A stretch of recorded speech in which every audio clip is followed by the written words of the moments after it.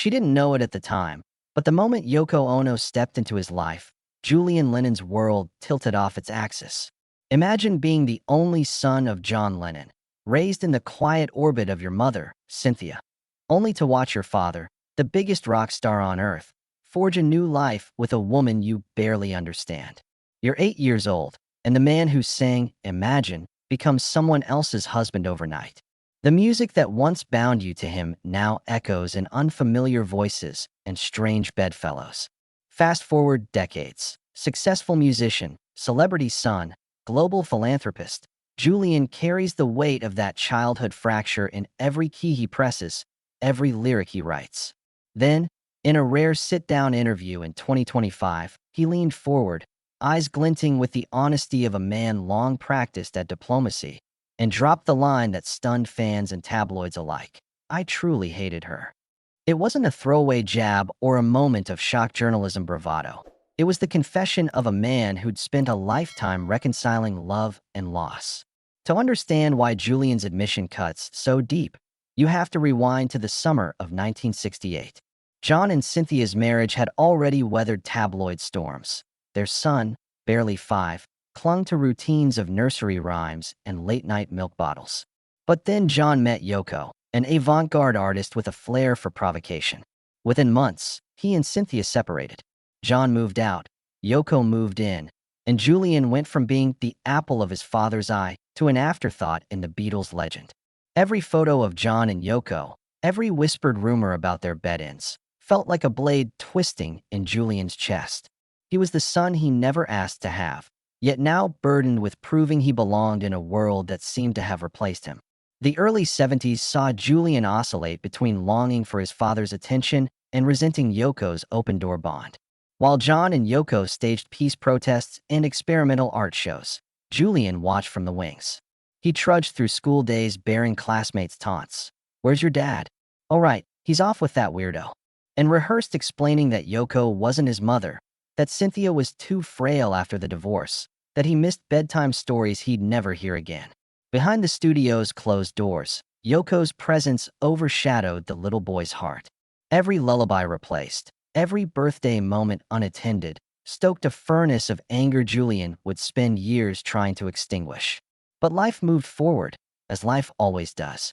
Julian channeled that anger into music. His debut single, Too Late for Goodbyes, in 1984 was both a chart-topping hit and a hint of the emotional truth he'd keep hidden. The song's refrain, "I was only dancing, you were only playing games," could have been pinned about a love affair, but Julian confessed later it was his father's shifting loyalties that inspired it. Still, he never publicly pointed the finger at Yoko. He spoke of John with reverence and of Cynthia with warmth, choosing diplomacy over scandal. It was his way of preserving both memories. The dad who taught him chords on a toy guitar, and the mom who taught him kindness amid chaos. Decades of interviews passed, each one carefully choreographed to avoid dredging up old wounds. Julian built a career as a musician, photographer, peace activist, roles that seemed to drift him further from family drama. Yet listen closely to his lyrics, and you'll hear echoes of that boy's turmoil. Lines about abandonment, betrayal, the cost of fame. They threaded through albums like Mr. Jordan and Help Yourself. Fans speculated, was Julian angry at his father? At the Beatles machine? At the rock and roll lifestyle itself? Rarely did anyone guess he'd harbored a grudge against the woman who'd never been his mother but had raised him anyway. Then came the 2025 interview, an intimate video chat for a streaming platform known for long-form, unfiltered conversations. The host asked about Julian's role as the keeper of his father's musical legacy. He spoke of the Lennon estate's battles over copyrights, the careful curation of Beatles reissues, and his own philanthropic projects echoing John's peace message. And then, as if plucked from the deepest chambers of his heart, he paused. "I have to be honest," he said, voice low. "For years, I truly hated her." Yoko's name hung unsaid, but everyone knew who her was. The admission rippled through social media within minutes. Fans tweeted shock, gossip sites snatched it as clickbait, while deep-dive music channels prepared retrospective specials on Julian's hidden vendetta. What followed was a cascade of questions. Did this hatred drive him to extremes? How did it shape his art? Did he reconcile with Yoko before John's death in 1980? Julian's guarded smile suggested a lifetime of careful self-restraint giving way to catharsis. He explained that he'd carried his resentment like a burden, even as he portrayed a composed public image. But admitting it out loud freed him. He'd spent years in therapy unpacking the layers of love, loss, and the curious mixture of both emotions directed at one person. To hate someone is to care deeply about them. His hatred had been another shade of devotion, a testament to Yoko's power to redefine his family. Now, at age 60, Julian sees that confession as a turning point. He's reached the stage in life where candor trumps caution. The hatred he once felt has transformed into understanding, an acknowledgement that Yoko, too, was navigating grief, ambition, and a complex marriage to a global icon. He's realized that emotions, even the darkest ones, can be channeled toward healing. The revelation didn't fracture the Lennon legacy. Instead, it humanized it, reminding the world that even Beatles royalty grapples with heartbreak, resentment, and the long arc of forgiveness. Within hours of that confession, social media ignited into a frenzy. Tweets sold like wildfire, fan forums exploded with hot takes, and tabloids plastered, "I truly hated her," across their homepages. Pundits debated whether Julian's admission was a betrayal or a breakthrough. Talk show hosts prodded experts on family dynamics, while record executives calculated if this moment might translate into album sales. Julian watched the uproar from his Los Angeles studio, headphones on, voice barely audible above the storm. Each ping of a notification felt like a hammer driving home how his private truth had become global spectacle. And yet, for the first time in decades, he sensed liberation rather than dread. He had broken free of a burden he'd carried in silent resentment, and in naming his hatred, he reclaimed a piece of himself. Back in 2025, the admission wasn't a strategic move. It was the culmination of years of quiet work. Julian spent mornings revisiting old diaries and late nights sifting through childhood photographs. He found letters from his mother describing her heartbreak when John left, and unseen notes from his teenage self, scribbled with raw emotion and longing. Those memories, once barbed and suffocating, began to soften as he gave them voice. He realized his hatred had been a shield against his own vulnerability. By acknowledging his anger, he invited understanding. He didn't want to vilify Yoko or rewrite history. He wanted to map the complexities of a boy who felt replaced and a man who yearned to heal. Therapy became a sanctuary. In sessions with a family trauma specialist, Julian traced the roots of his rage to moments no child should witness. Watching his mother cry, hearing rumors of bed-ins, and avant-garde performances that excluded him, feeling the world tilt as his father's new life unfolded. The therapist asked him to write letters to Yoko, not to send, but to articulate every bitter thought he'd held inside. On a day heavy with sunlight streaming through blinds, Julian read those letters aloud into an empty room. He spoke of feeling invisible, of longing for bedtime stories that never came, of questioning his own worth. And then he spoke of wanting forgiveness, for Yoko to understand that his hatred was less about her and more about a wounded child seeking justice. As the media whirlwind subsided, Julian channeled this clarity into art. In his private recording space, he crafted new songs that wove together past and present. A piano ballad traced the arc from innocence lost to tentative understanding. A driving synth groove pulsed with the tension of his teenage turmoil, while whispered backing vocals echoed the doubts he'd once shoved down. Lyrics like, "I blamed your laughter for every empty night," cut deep, yet they offered resolution. "But now I see the shadows were always mine."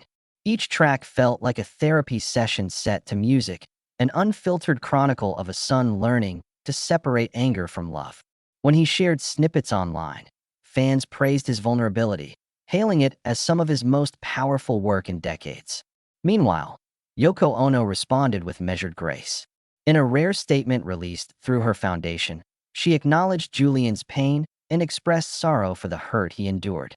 She spoke of her devotion to John and her own struggle to forge an identity under the world's microscope. "We were all children lost in an adult's storm," she wrote. "I never meant to eclipse him, only to stand beside someone I loved." The public reconciliation wasn't about absolving blame, but about honoring shared grief. When Julian quietly visited her Tokyo residence later that year, the tension between them had softened into a tentative peace. They walked through a minimalist garden, exchanged measured words, and for a moment set aside the weight of celebrity and expectations. This chapter in Julian Lennon's life illustrates how naming a painful truth can become an act of courage. The boy who once felt collateral damage in a Beatles saga matured into an artist unafraid to expose his wounds. His confession shattered a veneer of politeness that had protected him but also silenced him. In its place rose an authenticity that resonated far beyond his fan base. Critics who once dismissed him as John's understudy now praised his songwriting as a testament to resilience.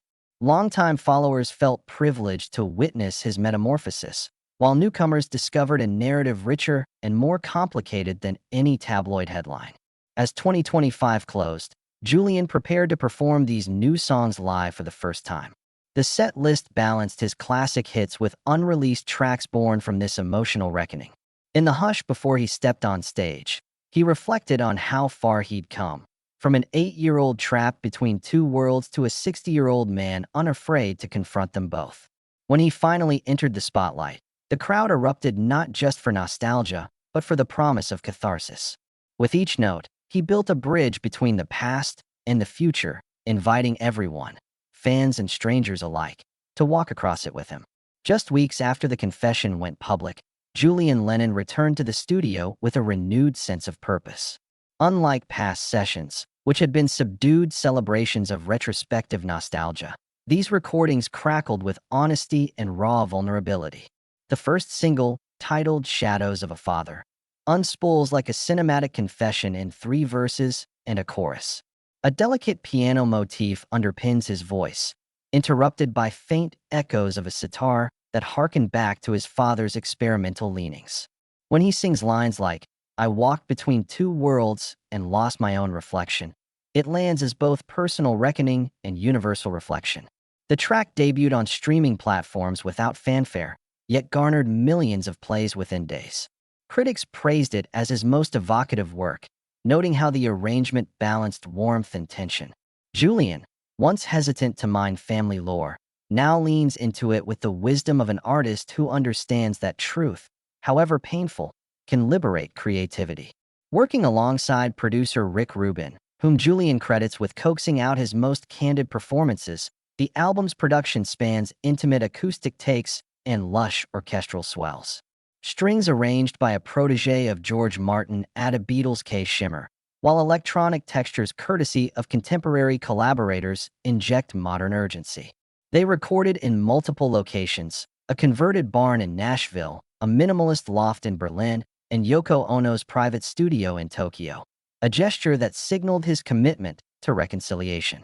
Each setting informed the atmosphere of different songs. The Nashville sessions yielded raw folk-tinged ballads. The Berlin dates birthed ambient soundscapes textured with industrial percussion, and Tokyo gave rise to pieces that blend glitchy electronics with haunting vocal harmonies. Julian's lyric book, once filled with vague meditations on the past, now overflows with precise imagery. Your laughter on a tatami mat, broken strings beneath neon glow, my shadow stretching where you stood.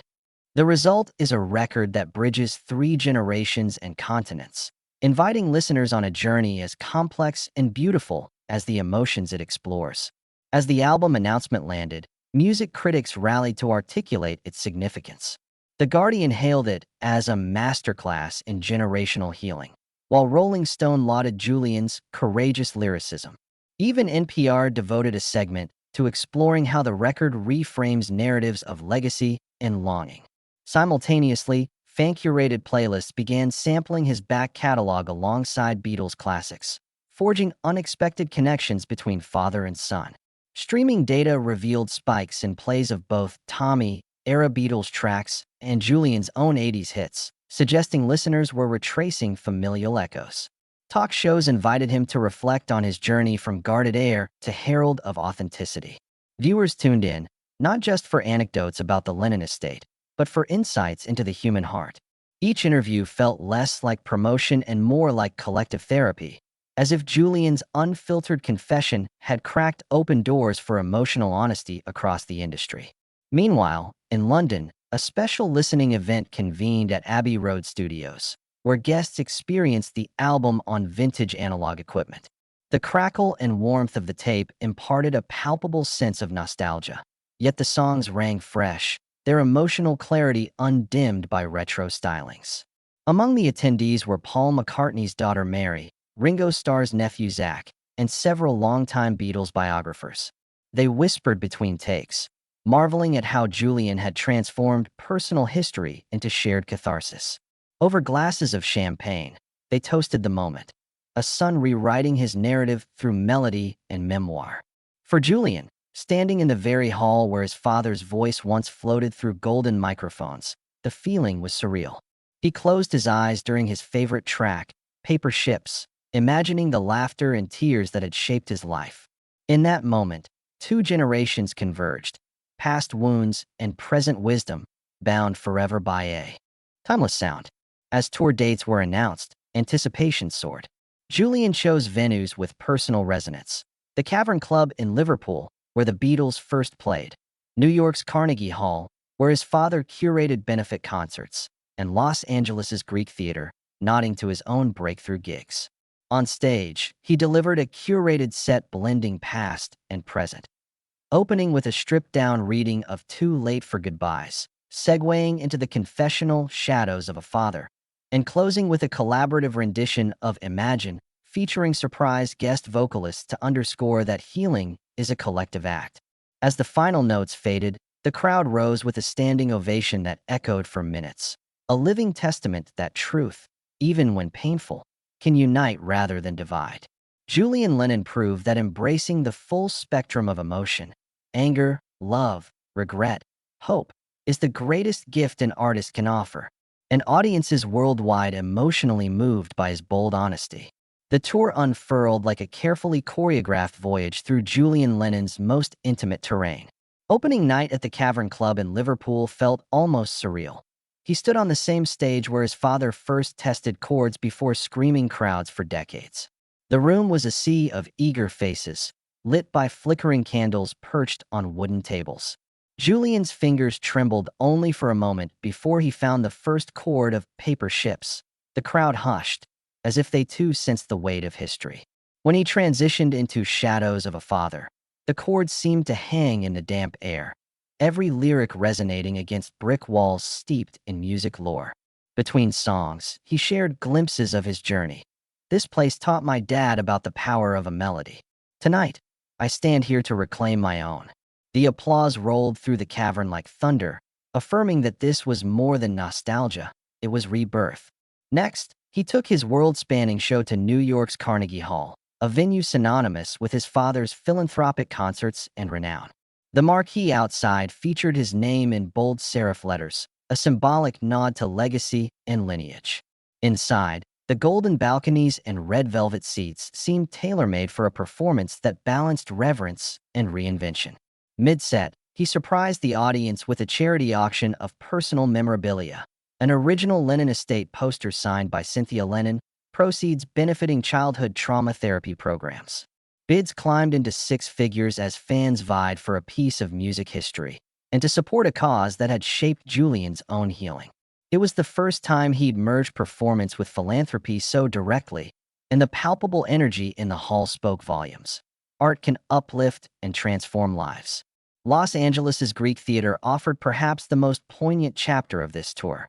Julian chose that amphitheater in part because it marked his own breakthrough as a musician in the mid-1980s.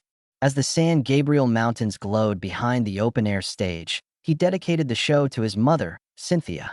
Before playing Too Late for Goodbyes, he recounted late-night conversations with her about forgiveness and identity.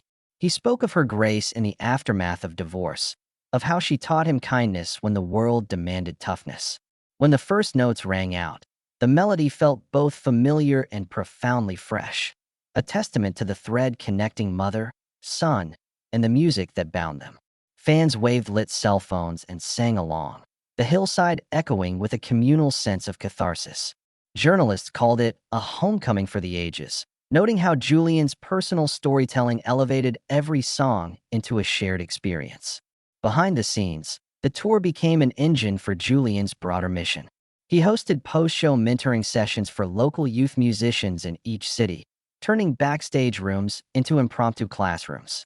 He encouraged them to write about their own experiences, loss, joy, confusion, and to use melody as a vessel for truth. These gatherings weren't publicized. They were private moments of guidance and connection. In Chicago, he visited a community recording studio funded by his foundation, spending hours coaching teenage vocalists on lyric delivery and stage presence. He emphasized that greatness begins with authenticity. Tell your story with honesty, and the world will listen.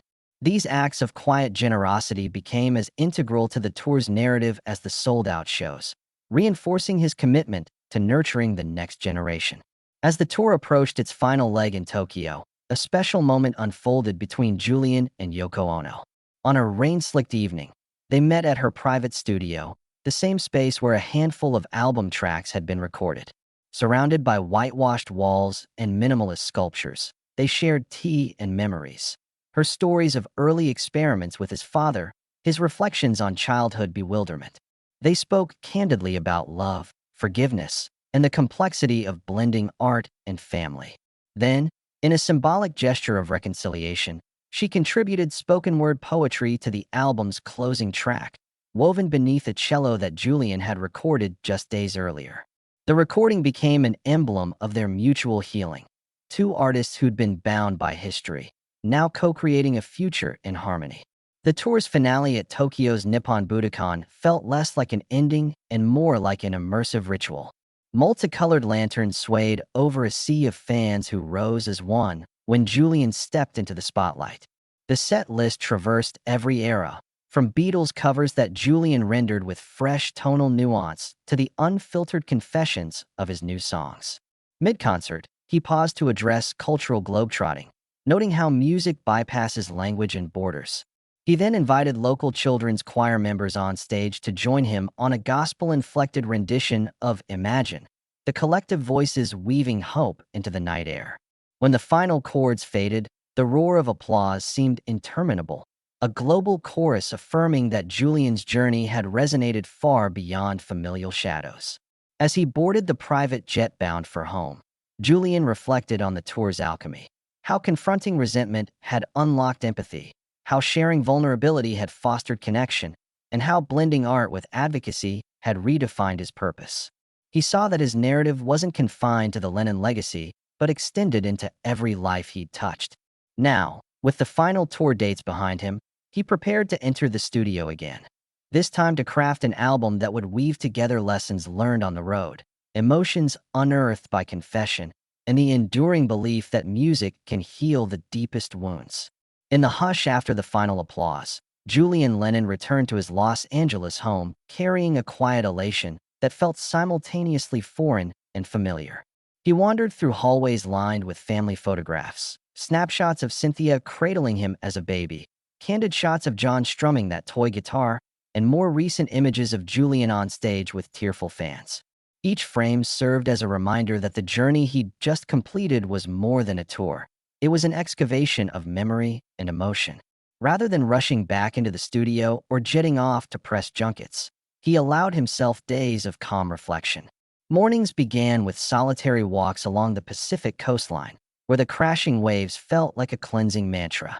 He scribbled new lyric ideas in a leather-bound journal, each line a distilled echo of what he'd unearthed on the road. Within weeks, cameras arrived at his door. A documentary crew shadowed his every move, eager to capture both the intimate moments of domestic life and the compelling origin story that had now unfolded publicly. Filmmakers followed him into his music room, a sunlit space where guitars leaned against vintage amplifiers and family heirlooms sat side by side with notebooks full of scribbled chords. Julian spoke on camera about the moment he finally uttered those 5 words that shocked the world. "I truly hated her." He described the months of therapy and late-night phone calls with Yoko Ono as a bridge between estranged hearts. As he watched playback in muted tones, he realized his vulnerability would become a beacon for others carrying unseen burdens. The film crew captured tears and laughter in equal measure, weaving a narrative that was as much about healing as it was about confession. Meanwhile, the Axl Rose Foundation inspired Julian to expand his own philanthropic vision. He announced a series of songwriting workshops for survivors of childhood trauma, taught in partnership with local mental health organizations. In a converted warehouse studio, he stood before groups of 20 or 30 young people, many of whom had never touched an instrument before. He challenged them to tell their stories in verse and melody, urging them to see art as a lifeline rather than an indulgence. When one shy teenager played a hesitant chord progression, Julian stepped in beside her, guiding her hand and offering encouraging smiles. At the end of the day, they recorded a collective song, voices layered in harmony, each participant's name credited in the liner notes. For Julian, it was a living testament that art could transform pain into purpose. Back at his own creative sanctuary, he dove into writing for a follow-up album. This time, he wanted to push the sonic boundaries he'd reestablished. He experimented with analog tape loops, field recordings from childhood haunts in Liverpool, and sampling old Beatles rehearsal tapes, fragments of John's voice woven beneath Julian's new vocals. Unsurprisingly, the sessions attracted guest collaborators, a Grammy-winning string arranger from Berlin, a Tokyo-based electronic producer whose glitch beat sensibilities contrasted with Julian's melodic leanings, and even a spoken-word poet whose verses described finding peace after heartbreak. The result was a kaleidoscopic sound collage, songs that shifted from folk-tinged introspection to ambient dreamscapes and back again with effortless grace. As he listened to the first rough mixes, he smiled at how the music reflected both his heritage and his rebirth. To accompany the new record, Julian commissioned a visual album, short films for each track directed by emerging filmmakers he'd mentored. These mini-films ranged in style from black-and-white vignettes of Lauren and Yoko Ono walking in Tokyo gardens to vibrant animated sequences portraying a boy lost between two worlds. In one striking scene, a silhouette of young Julian dissolves into a flock of birds, symbolizing the release of long-held resentment. Julian screened these films at an intimate theater in Hollywood, inviting press, friends, and the participants from his songwriting workshops. After the last frame faded, a hush fell over the audience before spontaneous applause broke out. Viewers spoke of feeling seen, like their own hidden wounds were suddenly given voice and artistry. Amid these triumphs, Julian also turned his focus inward, writing the prologue to a memoir detailing his life in the Lennon shadow. He penned chapters on his first memories of John's laughter, Cynthia's midnight storytelling sessions, the swirling angst of adolescence, and the unexpected solace he found in creative collaboration. He wrote candidly of the guilt that once plagued him. Guilt for resenting Yoko, guilt for longing for a father who had become distant, guilt for feeling ungrateful toward a mother who sacrificed so much. But he also described the liberated joy of reclaiming his narrative, of transforming shame into art. When the memoir's working title, Between Two Worlds, was revealed, it resonated with readers who responded in droves to advance excerpts published in literary journals. As 2026 dawned, Julian prepared for a global livestream event to debut the new album and visual films. Tickets sold out in minutes, not just among diehard fans, but among casual listeners drawn by the promise of unfiltered honesty. Promotional clips teased moments of confessional interviews, candid studio banter, and emotionally charged performances. Fans shared countdown posts on social media, creating a sense of FOMO even among those who'd never before followed Julian's career. The world was waiting, eager to witness the next chapter in a saga that began over half a century ago in a small Indiana hospital room and had since spanned chart-topping hits, family heartbreak, and now, courageous catharsis. In a world where appearances can be curated as carefully as a gallery exhibit, Julian Lennon's global livestream event shattered expectations before the first note played. On a spring evening, thousands of screens flickered to life across continents. Living rooms in Tokyo, bedrooms in Berlin, offices in New York, and cafes in Cape Town, all tuned to witness a musician releasing not just an album, but a declaration of truth.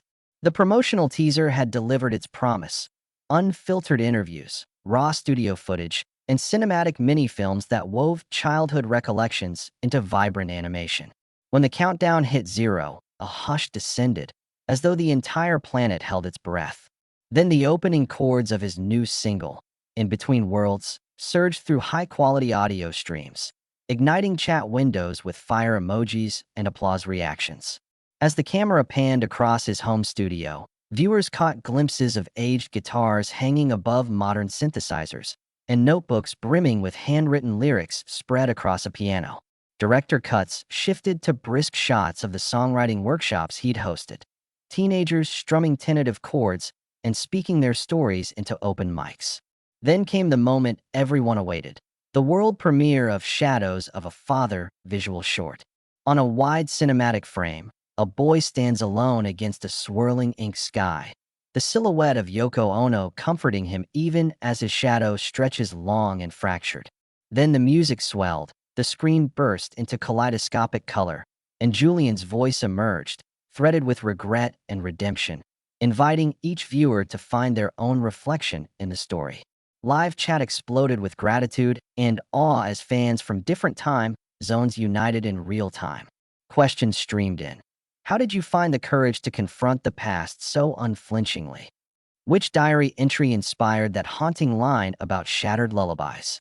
Julian, seated on a simple wooden stool, responded with a measured ease as though speaking intimately over coffee. He explained how naming his hatred set him free, how collaboration with Yoko Ono healed wounds he barely understood, and how seeing young survivors channel emotions into music reminded him of his own journey. Every answer carried the weight of a man who'd traded silence for pain and possibility, transforming his legacy into testament. In the days that followed, streaming platforms reported record-breaking spikes. Listeners devoured the new album, then dove into his back catalog and even the Beatles' early tracks. Playlists labeled Healing with Lennon and Truth in Songwriting proliferated, while bloggers parsed each lyric for personal takeaways. Music critics reevaluated Julian's career arc, praising his bravery and artistry rather than relegating him to the footnotes of his father's fame.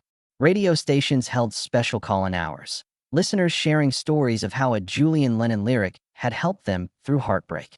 From grief support groups in Melbourne to songwriting circles in Sao Paulo, individuals found solace in a man who turned the pain of family fracture into communal healing. His art had become a mirror for humanity. At the same time, Julian deepened his role as a cultural ambassador. He joined a United Nations panel on the power of music to bridge divides, where he spoke of his personal transformation and advocated for global youth empowerment through songwriting. He participated in an international arts symposium, sharing the stage with poets, dancers, and visual artists, all united by the belief that creativity can mend the ruptures of history. Each lecture and keynote appearance underscored a simple truth: art thrives when artists confront their own vulnerabilities. In interviews, he urged fellow musicians to embrace personal storytelling, insisting that authenticity resonates stronger than any manufactured persona. Through every platform, stage, studio, conference hall, Julian Lennon rewrote the narrative around legacy, demonstrating that heritage can be treasure and burden, depending on how one chooses to wield it. Now, as the sun sets on this chapter, one question lingers: where does Julian Lennon go from here? The answer lies in the unfolding pages of his next memoir installment, tentatively titled Songs for Tomorrow, and in the promise of another studio album suffused with retrospection and renewal. He has announced plans for a global songwriting fellowship that will unite artists across borders to craft music addressing climate change, social justice, and mental health awareness, issues that mirror the compassionate heart he once struggled to express. In this new season, Julian's journey comes full circle, from a boy who felt replaced and voiceless to a man who found strength in naming his wounds and, in doing so, galvanized a movement. His story offers a powerful reminder that the deepest fractures can become conduits for collective healing, and that sometimes the greatest harmony emerges from the rawest dissonance.